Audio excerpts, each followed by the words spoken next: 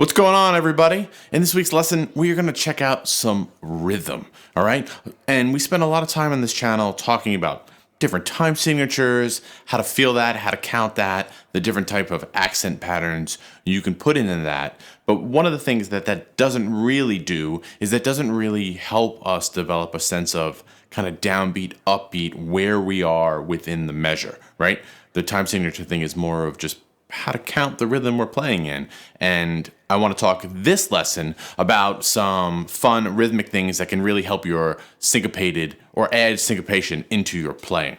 All right. So we're going to do a couple of things in this lesson. One, we're going to talk about a classic kind of rhythm to start with. And then we'll talk about how we can kind of evolve that and practice that to get more out of it. And then maybe we'll look at some contemporary ideas, bands that have either taken this and run with it or something completely new. All right, so that's what we're going to check out today, okay? So I happen to be terrible.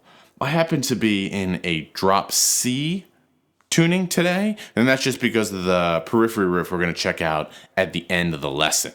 Okay, so you don't have to be in drop C for any of this. Down in the description below, you can find a link for the tabs if you want any of this. Okay, and let's start. Okay, now there's been countless videos on this rhythm. It's known, it's famous, infamous at this point, and that's called the Charleston rhythm. Okay, so what that is essentially a dotted quarter note and an eighth note. What does that mean? Essentially, it's a hit on the downbeat of 1 and then the upbeat of 2. Right? So in a bluesy kind of sense, we could sit here and go 1 and 2 and 3, 4, 1 and 2 and 3, 4, right? That's the rhythm. But essentially, you get a downbeat and an upbeat, right? The downbeat of 1 and the upbeat of 2. So this is going to lay the foundation for understanding where and when to attack upbeats, which is super important when it comes to good riff writing and just good songwriting, okay? So one thing that you can do to kind of evolve this rhythm is shift it over in time, right? So let's just say we're doing a 12-bar blues, right? Doing 12-bar blues in A, for example. And we're just playing, comping these rhythms, right? So we're going to go...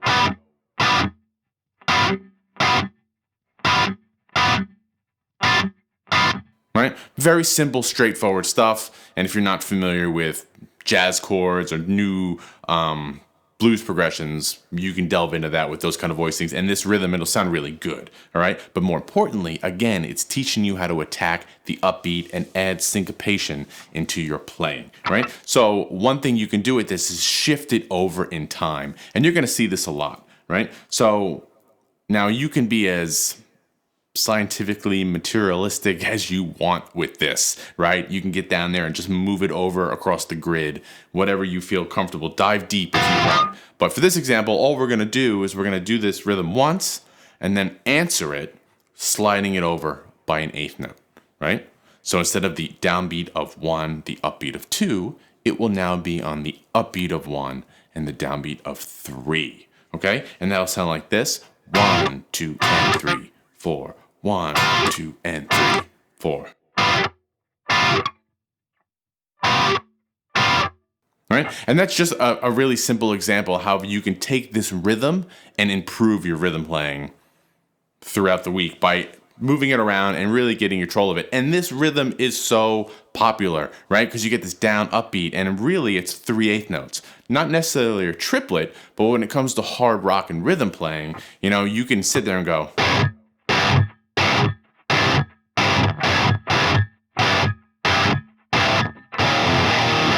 Right? We've all heard rhythms like that before. And again, that's that dotted quarter note rhythm. Super important. And again, it just makes you really familiar with where that upbeat is. And then you can evolve that and attack the upbeat in your riffs. Okay? So, a couple examples, right, of this rhythm. We can look at Tool. A lot of you are on this channel because of all my Tool lessons, right? If you look at, say, Vicarious, the chorus to Vicarious. So many people talk about it, including myself. It's like, oh, it's a couple measures of 6/8, and then it switches to 4/4, right? 1, 2, 3, 4, 5, 6, 1, 2, 3, 4, 5, 6.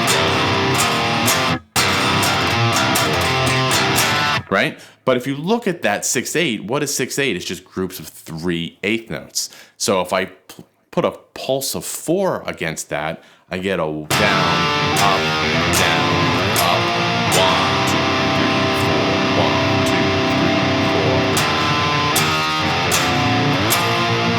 4. All right, so there's that down, up feel, right? In a riff that you might not expect it, right?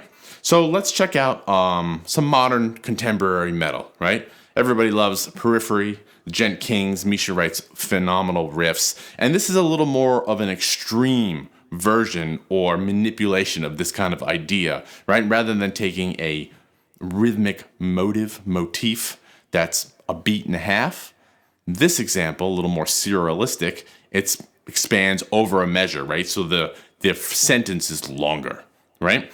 So what this example does is it puts together, you have 3 beats of,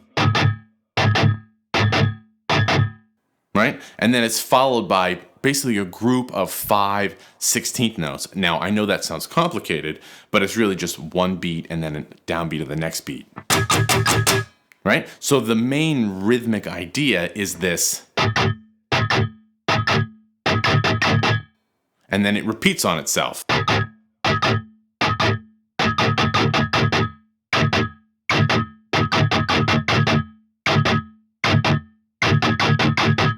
Like that, right? So let's give a listen to what that sounds like in context, and then we'll break it down really fast.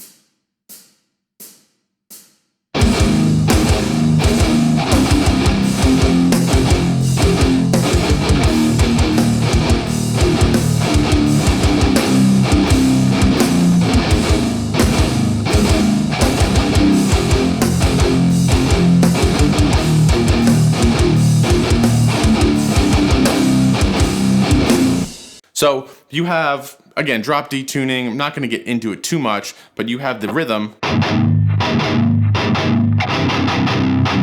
right? And then right there, it switches over. And what Periphery does is they put a tie in that group of 5. Again, just making the rhythm flow a little nicer, right? When you're at this level of rhythmic manipulation, adding a tie into something is quite simple.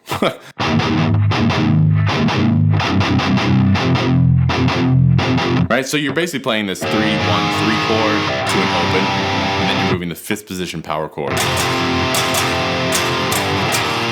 down the 3 to open, right? Now, again, not really getting into the riff, but every time this riff repeats on itself, the cool thing is that it shifts over, right, by a 16th note. So the first time you do it, it's the downbeat of 1, and then the second measure, it's the 1E, the second 16th note in that measure, and then in the third measure, it's on the upbeat of 1, and then in the fourth measure, they kind of bring it back and turn the riff back around again, right? So we're taking that to the extreme of what we did with the Charleston rhythm, just moving it over by an 8th note or 16th note, and you can do that all the way through, right, as you improve on your rhythm skills. So I hope this helps everybody. Down in the description below, you can find a link for the tabs. As always, let me know what you come up with. So until then, I'll see you next time. Thanks a lot.